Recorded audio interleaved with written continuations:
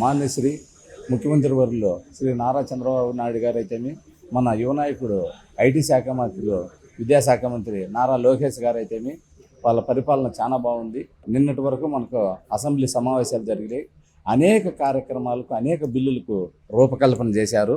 Youth అంతా కూడా 14 నుంచి 16 ఏళ్ళ పిల్లల వరకు కూడా మన సోషల్ మీడియాను ఎక్కువ ఇది చేయడం వల్ల వాళ్ళ యువత పెడదోవ పెడతా ఉంది అనే కారణంతో దాన్ని చట్టబద్ధత చేయాలని చెప్పి మంచి కార్యక్రమం. అదేవిధంగా ఈ కార్యక్రమంలో అనేక రాష్ట్రాల్లో యూత్కు సోషల్ మీడియాను రూపుమాపాలని చెప్పి అనేక చట్టాలు తెచ్చి బ్యాన్ చేయడం జరిగింది. కాబట్టి మన రాష్ట్రంలో కూడా అట్లా తెస్తే యూత్ అంతా కూడా పెడదోవన పెట్టకుండా సరైన మార్గంలో నడిచేదానికి మంచి అవకాశము.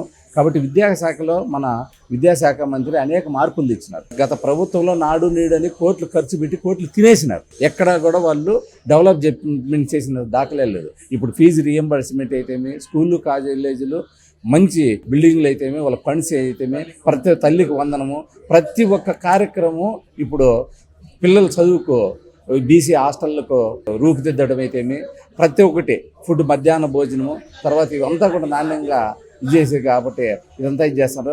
తర్వాత ఇప్పుడు ఆర్టీసీలో పలు మార్పులు వచ్చినాయి. స్త్రీశక్తి పథకం కింద మహిళలకంతా కూడా ఉచిత బస్సులో అనేక మందికి ఉపయోగపడుతుంది ఇది. కాబట్టి విద్యార్థులకు కూడా ఇప్పుడు 10th పరీక్షలు రాసే విద్యార్థులకు కూడా ఫ్రీ అన్నారు, ఏమన్నంత ఇంటర్మీడియట్కు. కాబట్టి ప్రతి ఒక్క విద్యార్థికి లోకేష్ గారు అండగా ఉండి ప్రతి ఒక్క ఇప్పుడు విద్యాశాఖను మన నెంబర్ 1గా తీర్చిదిద్దుతున్నాడు భారతదేశంలోని ఆంధ్రప్రదేశ్ యొక్క విద్యాశాఖను. కాబట్టి వారికి మరొకసారి కృతజ్ఞతలు తెలియజేసుకుంటూ